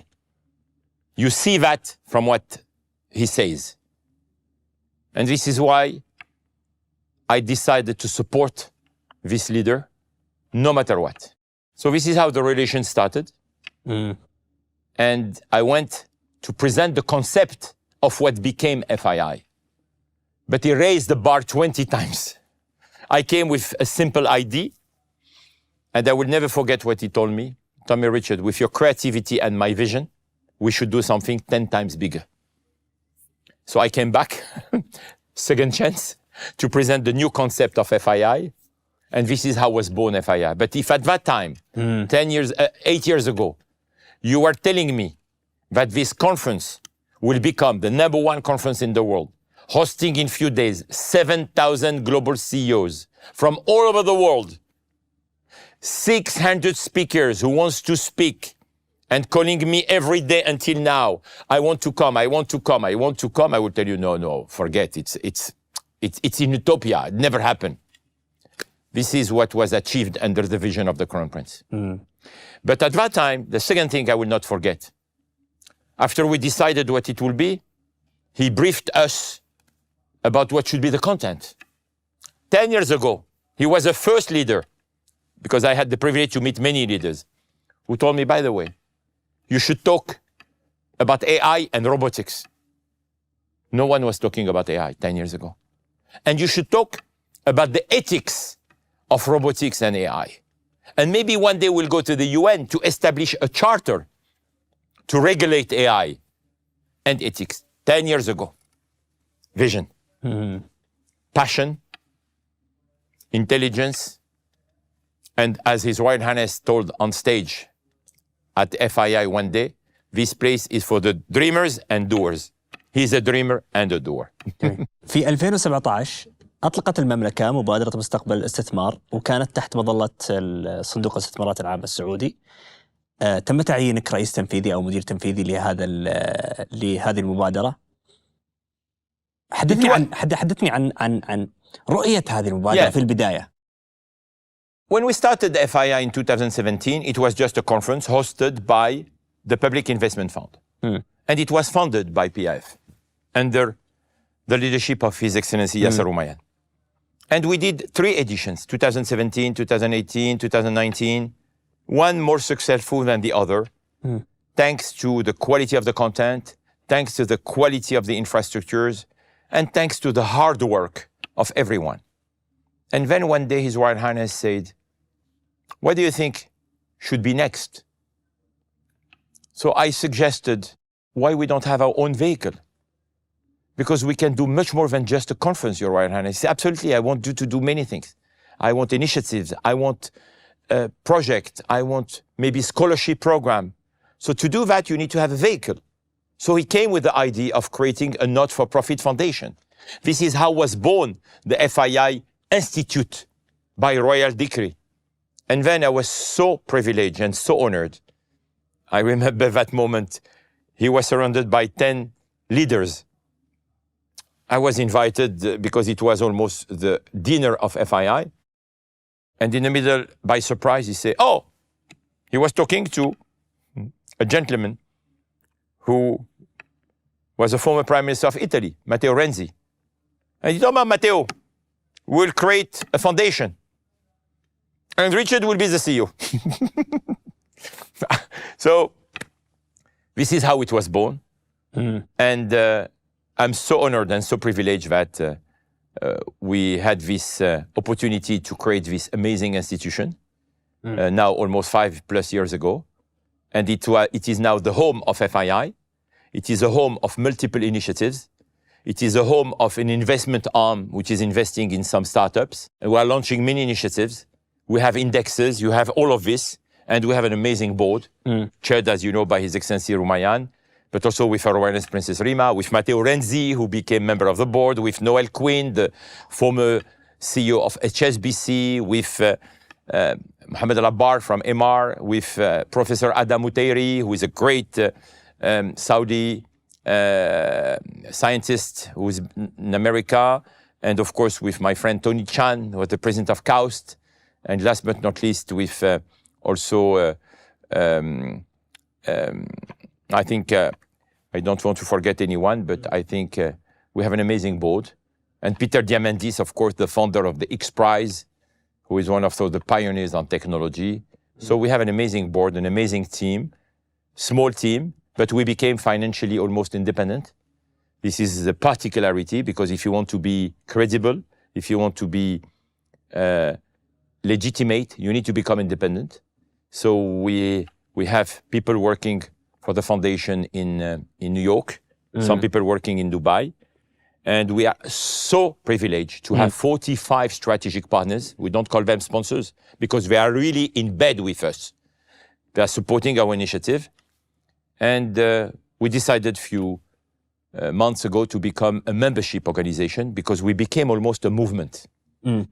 Because what we're trying is to have an impact on humanity, and we realize that people want to support us, like they supported the Clinton Foundation. So we have almost now 1,200 members, plus 45 partners, and this is how we have this machine moving forward at the speed of our resources, and we are very attached to our independence. جميل. And more to come, inshallah. في 2018 جميعنا شفنا بداية مؤتمر مبادرة مستقبل الاستثمار، ونجح نجاح باهر، وكنا كصحفيين موجودين وانبهرنا من هذا النجاح. كيف استطاع ريتشارد أتياس أن يتجه إلى الشرق وأن يعوض هذا النقص اللي كان موجود من الهجوم والقطيعة على مؤتمر مبادرة مستقبل الاستثمار؟ I knew from the very beginning of the years of the 21st century that this part of the world is the barycenter of the world. It is a place where North meets with South and West meet with East. And because I am so privileged to be not just an observer, but a player in the geoeconomics, I was observing the shift between West and East, North and South. My 6 months plus in China, my 1 year living in Japan, I understood what is happening in the East. And the West was sleeping. I was sad to see Europe slowing down. This is why I left Paris in 2002 and I moved partially to New York, because I was not feeling anymore the energy. The West was in comfort zone, while the East and the South was angry. We want to have our part of globalization. So when I was given the opportunity to create something in Saudi Arabia, the barycenter of the world, the place where the center of the compass, I knew that something will happen from here. So this is why we have, I think, in total humility, this success. Because we are perceived as a connector, we are perceived as a catalyst, we are perceived as a place where ideas were born, we are perceived as a place where you feel the energy, and you feel the young people, and you have at the same table the Chinese and the Americans, while they don't talk when they are in America or in China. You have at the same table the African, who are sometimes excluded from many conversations, because Africa is a continent that we cannot ignore. 1.2 billion people, soon 2 billion people. We're extremely happy to host in a few days the new Africa Summit just before the main FII. So, and also women. Look what the kingdom now is doing, you know. The women are running the show here now, to be honest, you know. So this inclusion, this inclusivity is extremely important. So this is why I think these are the parameters of what we can, in total modesty, call the success of FII. And of course, when you are strong and you have strong roots and you have a strong DNA, you can resist to any crisis. The 2018 crisis, as you have mentioned, the COVID crisis, we were resilient. We are the only conference which didn't stop during COVID-19, which was hosted. The only one in the world. سنتطرق لهذه الحادثة في حينها إذا سمحت لي. سيد ريتشارد، أنت تحدثت عن اهتمام سمو ولي العهد في أول لقاء عن الذكاء الاصطناعي. في هذه النسخة، نسخة 2018 في مبادرة مستقبل الاستثمار، أطلقت روبوت صوفيا وحصل لاحقا على الجنسية السعودية. هذه الخطوة من المملكة العربية السعودية، هل هو كان إعلان للعالم وكان أول روبوت في العالم يحصل على جنسية؟ هل هو إعلان للعالم اهتمام المملكة العربية السعودية في الذكاء الاصطناعي؟ ما هي الرسالة؟ You have a good memory. MashaAllah. When I was briefed by His Royal Highness on the content of what should be the conference, because he was briefing us with His Excellency Rumayyan regularly about, don't forget to talk about this, don't forget to talk about that, don't forget to invite that person, don't forget to bring that. So to support his vision on AI and robotics, I told to my team, guys, we need to find a robot. We need to bring robots here. So we started with the first robot from SoftBank and Boston Dynamics called Pepper, small robots. And then I discovered this Sophia robot, which is extremely sophisticated. And by the way, it is almost, I will not say the ancestor, but it is one of the robots who was at the origin of what we saw a few days ago with the new robots coming from Tesla. So we invited the founder, the creator of Sophia the robots. She came. And in fact, I discovered the robot before putting her on stage. She was speaking. I was amazed and scared. And then one day I told to Her Royal Highness, when we were briefing him with His Excellency Rumayyan, Your Royal Highness, we have bringing a robot, and she will talk. He was very excited. And I say, Your Royal Highness, I have a stupid idea, if I may. I say, this robot has no identity. And you told me one day, Your Royal Highness, that we should go to the UN, and that one day we should potentially ask the UN to recognize robots as part of our humanity. So why we don't give a citizenship? I thought he would tell me, you are crazy. And all the cabinet members were looking at me like, and he say, great idea, let's do it. And he made the decision, of course, submitted to His Majesty the King. And I didn't believe it until I saw it. So the first robot of our humanity is a Saudi citizen. And she got the passport.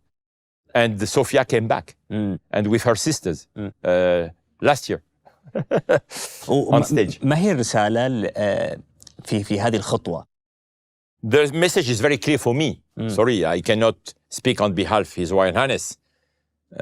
But how I read the message is that, number one, Saudi Arabia is extremely serious on AI and robotics, that Saudi Arabia believe on technology, that Saudi Arabia will potentially one day become a developer, a creator, a manufacturer of robots. And when you see what NEOM project is about, you can easily guess that inshallah one day we could have factories manufacturing robots, having labs. Because as I say always, NEOM is not the future, it is a present now. So definitely we need to increase these opportunities. Yeah. I think this is the message I read. We are extremely serious on AI and robotic. We have a vision, we have a strategy, and we will be a key player and potentially a leader in that industry. This is how I read it. في 2019 صار في خطوة مهمة جدا لمبادرة مستقبل الاستثمار، وهو تحويلها إلى مؤسسة مبادرة مستقبل الاستثمار، مؤسسة مستقلة بعيدة عن مظلة صندوق الاستثمارات العامة. ما الفرق بين عندما كانت تحت مظلة صندوق الاستثمارات وعندما أصبحت مؤسسة مستقلة؟ You know, it is giving you a lot of flexibility. You are perceived, when you are perceived as independent is great. And it helps us a lot to have strategic partners who are giving financial contribution to the institution. You cannot have corporations like HSBC, like Franklin Templeton, like Aramco, like all the big partners we have, they cannot give money to PF. They can give money to a not-for-profit foundation. This is a big change. You cannot become a member of PF. You can become a member of the FII Institute. You cannot be launching initiatives, index, if you are not an institution, if you are just an event. So the mission of PF is not to be an event organizer. Okay, it's a sovereign wealth fund. So this is why when you have this foundation, you are very independent, you are very flexible, you can do whatever you want in terms of initiatives. It's a big difference. We have PF as a founding partner. We have definitely a lot of support from many Saudi institutions because they are global players. We have almost all the big champions of Saudi Arabia supporting FI Institute because they are the global champions in their respective industries, So we have almost all the Giga project.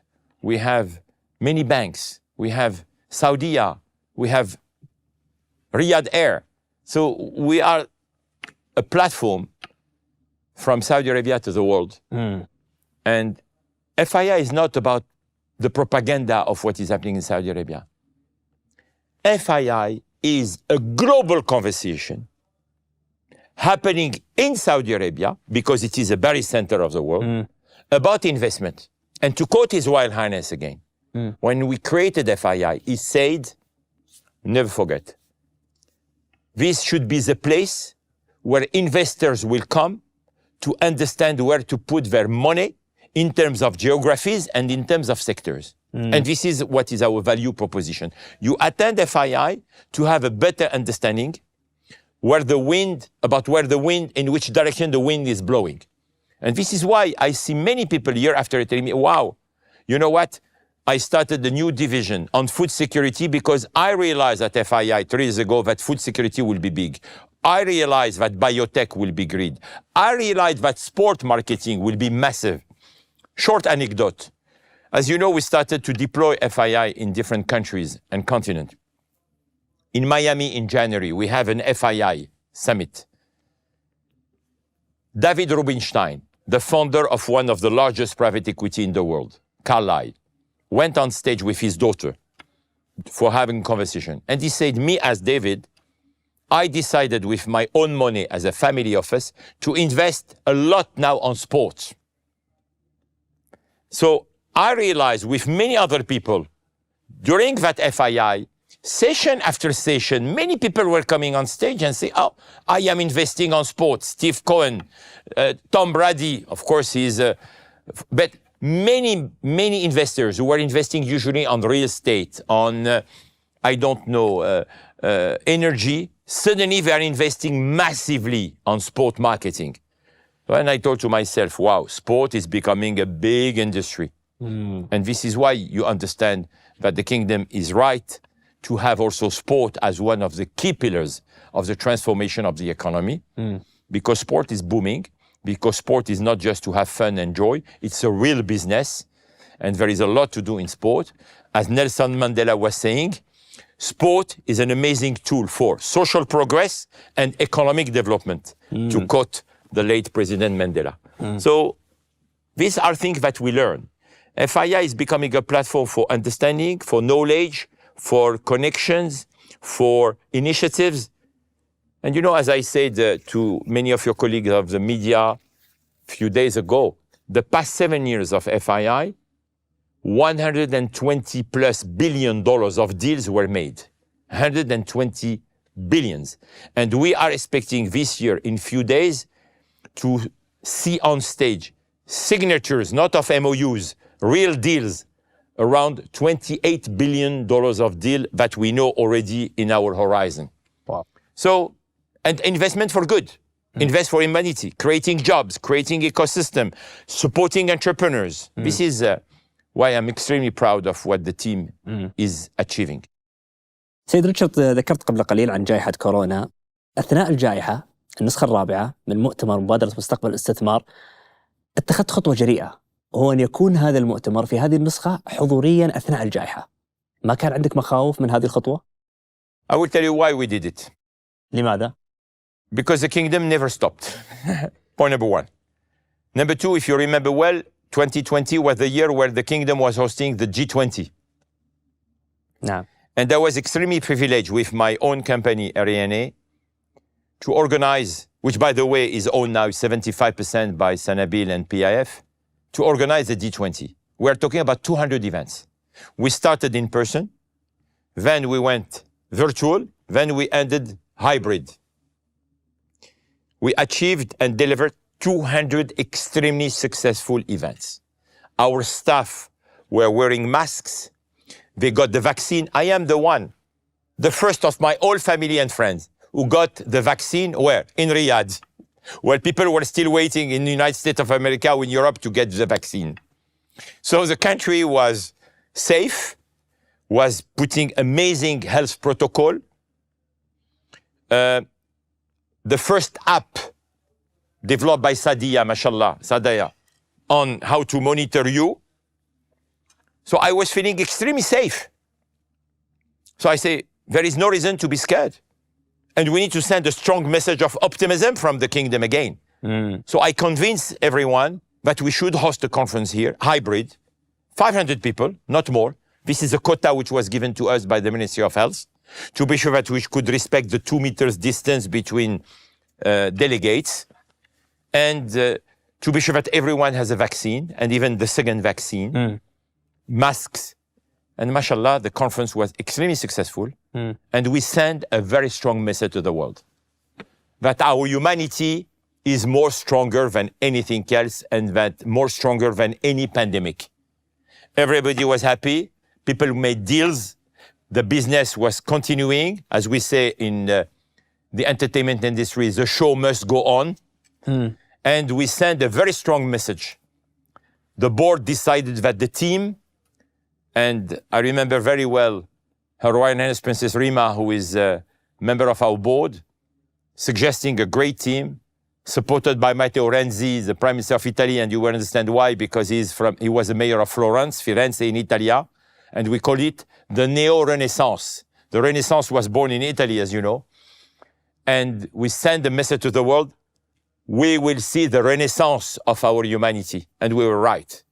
And we were right. 12 months later, the world was back almost to normal. And look today, industry like tourism and others are booming. And we are all forgetting that 3-4 years ago, we're all wearing masks and locked down in our houses.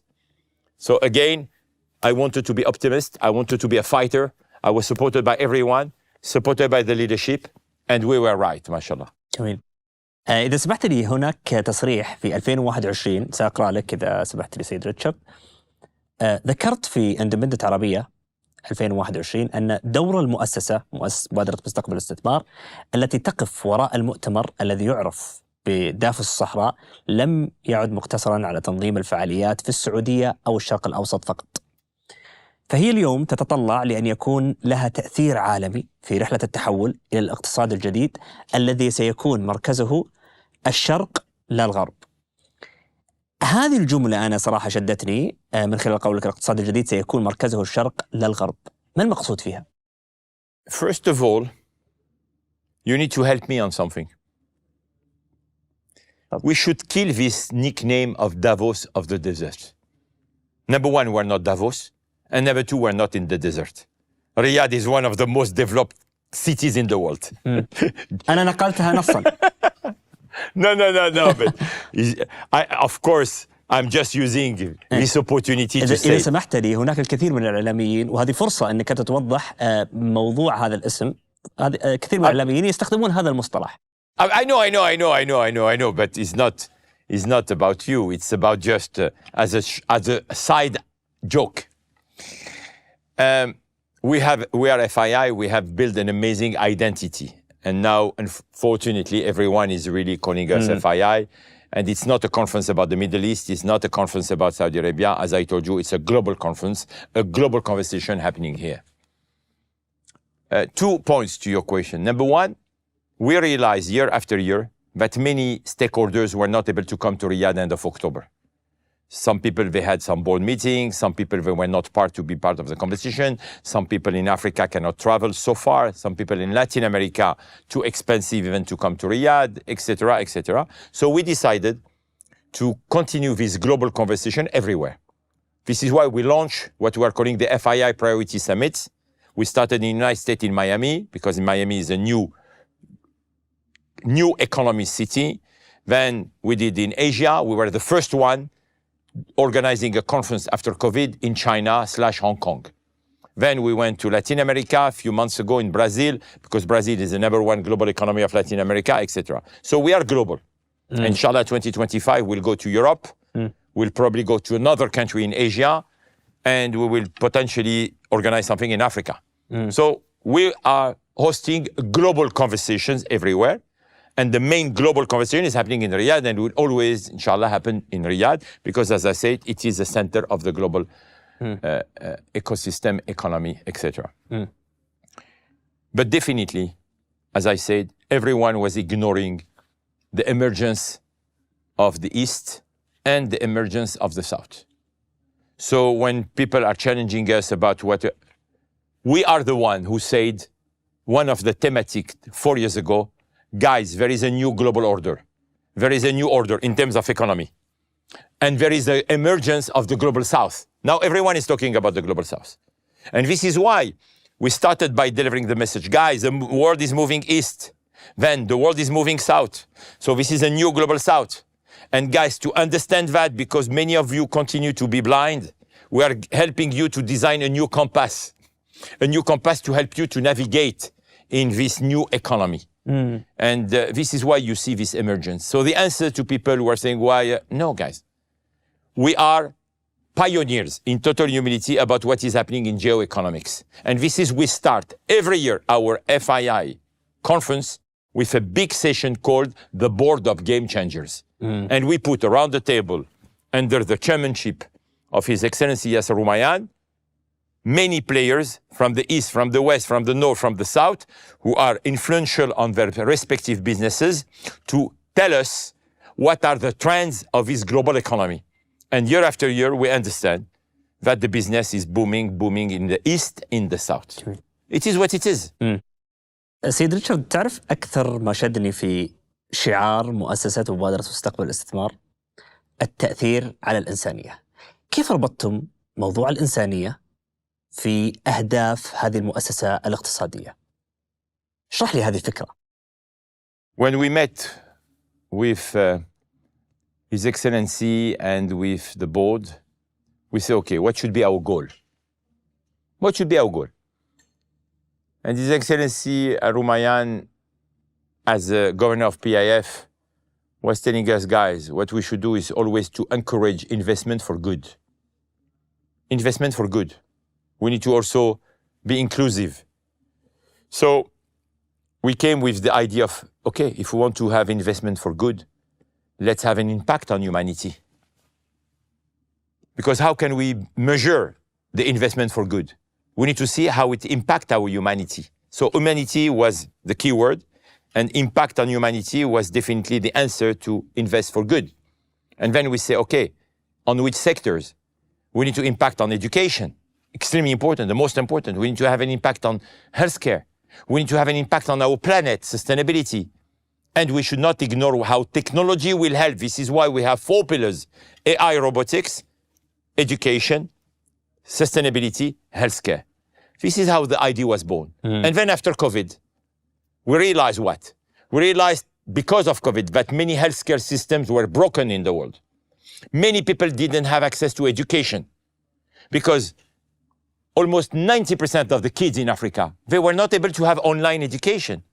Yes, kids in Europe, in America, they went at home and they were able to continue the classes. But in Africa, you don't even have electricity. You don't have computers. So how can you have education online? We lost a full generation of kids during 1 year and a half in Africa. إذا سمحت يا سيد ريتشارد، هذه المعلومات أخذتوها من تقارير أنتم قمتوا فيها بمؤسسة مبادرة مستقبل الاستثمار؟ Yes, absolutely. And I knew that. It was public. So we said, now We don't need just to have an impact in humanity. We need to invest in humanity.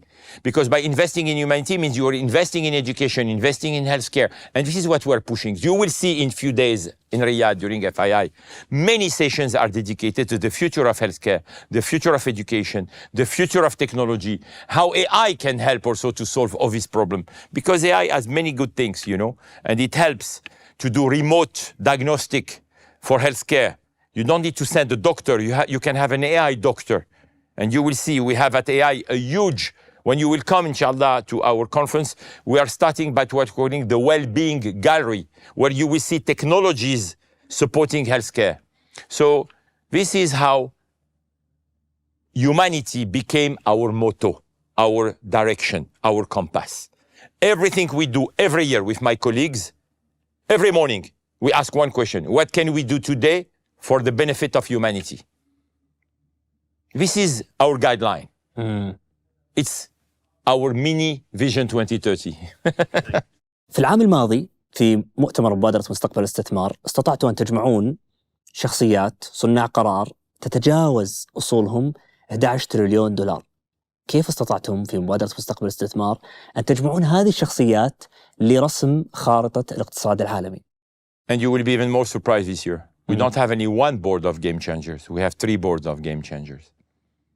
The quality of the people coming, we're not able to put 30 people around the table, so we have 3 times 10. Back to your question. I think it's a combination of many things.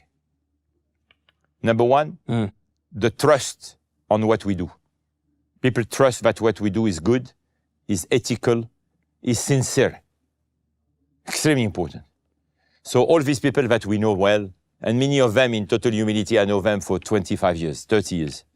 So when we wrote to them, and we told them, guys, you need to come to attend a global conversation in the Kingdom of Saudi Arabia, which is a country which really wants to be a game changer, in a country which has a vision, with a leader who wants to transform and to have an impact on his people, on the region, and on humanity. Remember what His Royal Highness said on stage. He said, I don't want to die before I see this region being the new Europe. And this is what is happening. So people know that. People understand the sincerity, the seriousness, the credibility. This is why they come and they come back. Because they see great conversations. They see that we are investing a lot of effort and time to bring great content, to have an expected conversation, to have a better understanding. And they are all considering themselves, in fact, as game changers. And this is why you see the top private equities in the world, the top sovereign wealth fund of the world, the top technology company this year. We have people who are the president of Google coming, the number 2 NVIDIA coming, the big players on artificial intelligence, on technology are coming. We have the CEO of TikTok coming. So the whole world is coming to the kingdom because they feel the energy of the kingdom and the will of the kingdom to transform many areas, many sectors, and to lead the global conversation. Once again, it's not about the kingdom. It's about global conversation about the world and what should we do on renewable energy. When they hear His Royal Highness Prince Abdulaziz bin Salman every year, they come back because every year they learn a lot from him. They learn about his concept of the circular economy that he started years ago. They understand how serious we are and the kingdom is on trying to be carbon neutral in few years. It's not easy, but we have all this conversation in total transparency, no censorship. Everyone is at the table. All voices are raised. People who are in favor of cryptocurrencies, people who are against cryptocurrencies. And we learn from them, and then after you make your own opinion. So these people are coming because they learn. And what a CEO wants, a global CEO, how multi-billionaire he could be, or how poor he could be, or she could be, they want to learn from others, to understand what are the best practices, what are the new ideas, what could be the next big idea. And this is, mashallah, what we are able to produce and to create during our conversations. And we have something unique also. We create at FI something that we call the conclaves. Conclaves means closed door meetings, no media, freedom of speech between public leaders and private leaders. And they speak openly. You say, guys, Let's reform the tax system. If you want me to invest, this is what I need. Let's change this on the energy. Let's do that. An amazing conversation. سيد ريتشارد، كيف استطعت الحفاظ على الطابع الاقتصادي في هذا المؤتمر رغم حضور رؤساء دول بشكل دولي؟ مهمة صعبة. No, it's not difficult. We have a mandate. We stay on our mandate. We control the content of the program. We don't schedule any political conversations. After people are free, freedom of speech on stage. And frankly speaking, what we see is that many CEOs, they don't want to talk about politics. They care about their companies, they care about their people, and they know that they have no influence on politics. لكن إذا سمحت لي، في هناك مؤتمرات حول العالم اقتصادية، ولكن عندما نرى المتحدثين ينخرط المتحدثين الكثير بالمسائل السياسية. But this is a definition of what the World Economic Forum is today. You have much more political leaders who are raising their voice than business leaders, in total objectivity. And when you read the media after Davos, the media are more talking about what the politicals said on stage, what Macron said, what President Trump said, what Angela Merkel was saying, what Vice Premier of China was saying, than what we are the opposite. We believe on the geoeconomics and the power. I'm not a politician. I am someone who is a strong believer on the power of the global economy. How to rebuild things, how to invest in education. I am a strong believer on the private sector energy, on the corporations energy. And you know the Kingdom of Saudi Arabia is more than a country. It is a global corporation. وسوف تستمرون على هذا الخط؟ We will always continue to be non-political organization and non-political discussions. We're inviting for some political leaders. But when they come on stage, they talk about geoeconomics. Last year, the president of South Korea spoke for 20 minutes about the potential of Korea, the vision of Korea, the impact of Korea to the global economy, the innovation of Korea, the attractivity of South Korea, etc. Happened the same with Kenya, happened the same with Rwanda. I was honored to have a conversation with the president of Rwanda. He has explained how his country became and is today the most advanced country in Africa in terms of technology, AI, etc. So, you know, world leaders, they want to talk about the potential of their countries and what their countries is doing in terms of innovation and many other stuff. You cannot exclude politics, but the politician leaders should understand that the machine, the economic machine, wants prosperity. And now political leaders, you need to do your job to bring stability. Because if you want big investment in your country, you need to bring stability. The key component of attracting foreign direct investment are two: trust and stability. كان الانضمام لمؤتمر مبادرة مستقبل الاستثمار مجاني، لكن في النسخة السابعة تحولت إلى عضويات، تقريبا قيمة العضوية $15,000. ما الهدف من هذه الخطوة؟ In fact, we realized 3 years ago that many delegates who were coming say, hey guys, what you are doing is amazing. I'm quoting them. I love your initiative on education in Kenya. I love your initiative supporting access to clean water in some countries like Vietnam or others. How can we contribute? How can we help you? So at the board, we say, why we don't become a membership organization? People will have a symbolic contribution. And we decided that will be probably the lowest membership in any international organization. To become a member of the FI Institute is much low cost than joining the other international foundations. So we launched that program, and we're extremely and positively surprised because in less than few weeks, few months, we got 1,000. Today we're almost 1,500. I think we'll stop at 2,000 members because we don't look for members just to have a financial contribution. We want them to play a role. We want to talk to them. We need to meet them. We need to welcome them well.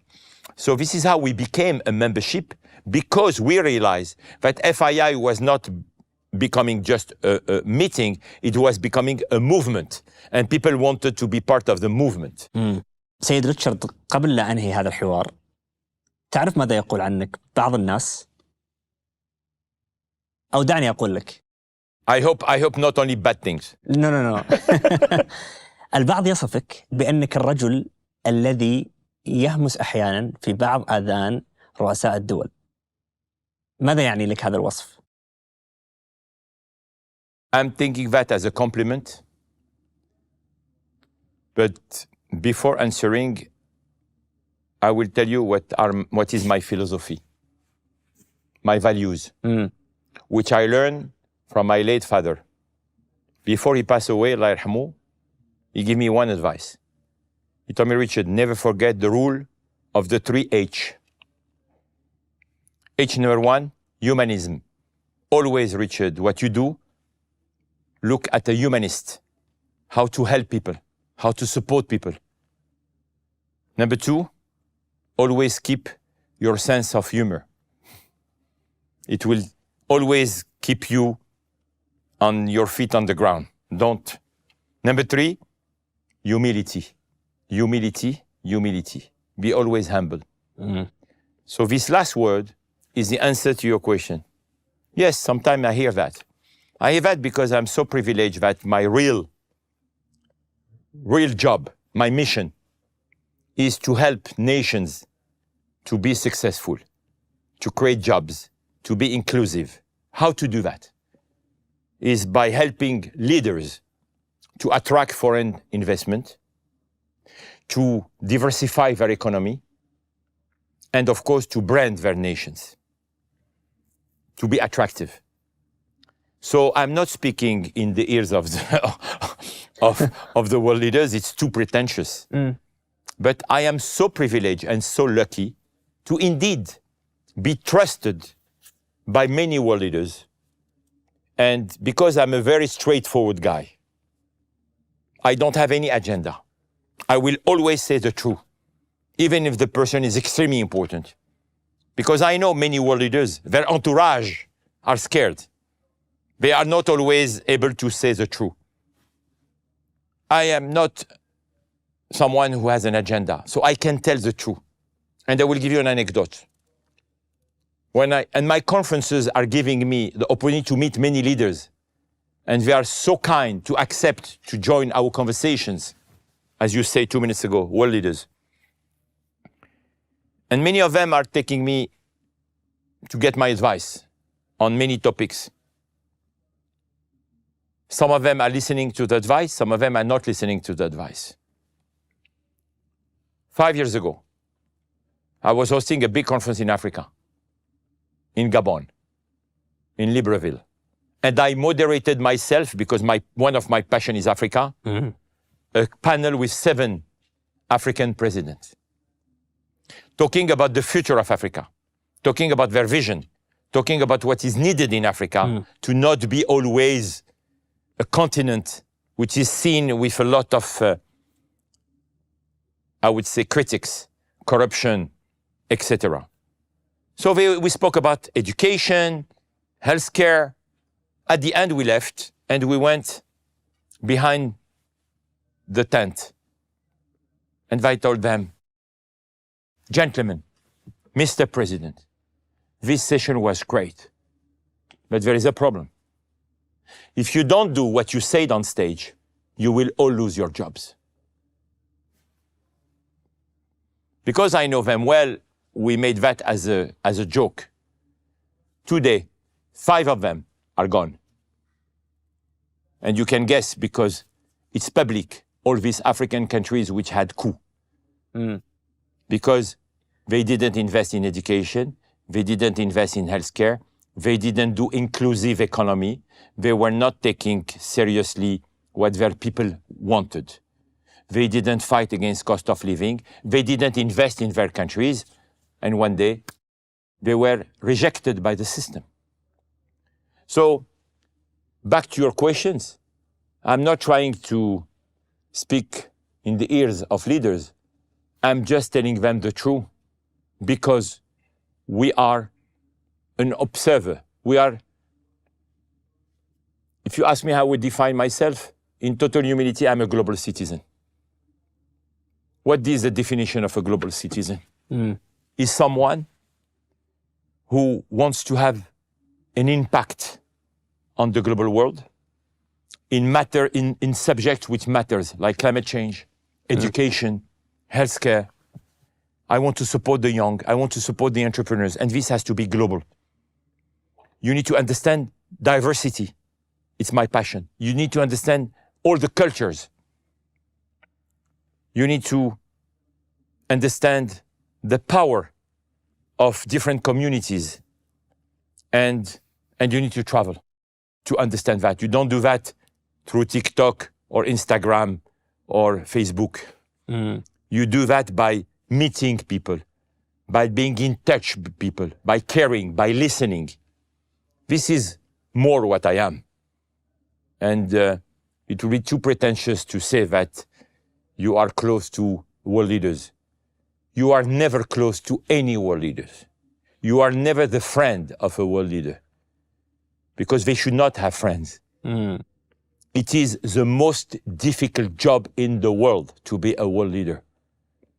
Because at the end of the day, you are the only one who has to make the final decision for your country, for your people, for the world. It's a super difficult job. Super difficult job. You are extremely isolated when you are a world leader. So you can just contribute on some ideas, on some suggestions. But at the end of the day, world leaders do not need, they make their own decision. This is why, mashallah, they are world leaders. Because they are smart, they know what they are doing, and sometimes they do mistakes. And when they do mistakes, they know very quickly that it's a mistake. What we're trying to do at the FI Institute, as a last point or so, why we created the FII Priority Index, which is called the FII Priority Compass. For 3 years now, we do a global survey in the world. We question 50,000 plus people representing 51% of our humanity. And we ask one question, what is your priority? And I started that after the COVID, because I knew, I had the feeling that the priorities of every individual was changing after COVID. I'm sure it's your case, Mr. Abdullah. I am sure that what were your priorities before COVID are not the same than today. People realize the importance of families, the importance of health, the importance of education. So we asked the question, and people were expecting, oh, climate change will come number 1. Climate change came number 5. Number 1, cost of living. Number 2 was education and healthcare and security. So every year we are doing this index. We are publicizing soon. We will be publishing the result of the 2024 Compass. But I can already tell you that cost of living is still number 1, 3 consecutive years. Number 2 is now healthcare, climate change, going up, and 3, healthcare. So the problem is not just to have an index. The problem is, what do you do after with all this information, leaders of the world? And the good news, to conclude on a very positive note, since we are in Riyadh today, and it is a result from a global survey. We ask where people are happy, where people have the most of trust and hope. The people from the global south now are much more optimistic than the people from the global north. And in the south, the most happiest people are the people of the Kingdom of Saudi Arabia. الحمد لله. سيد ريتشارد، أنا سعيد جدا بإجراء هذا الحوار. It was my privilege and my pleasure and my honor to be with you, Mr. Abdullah. ونلتقي بعد أيام في مؤتمر مبادرة المستقبل Inshallah, with pleasure. Thank you. Thank you.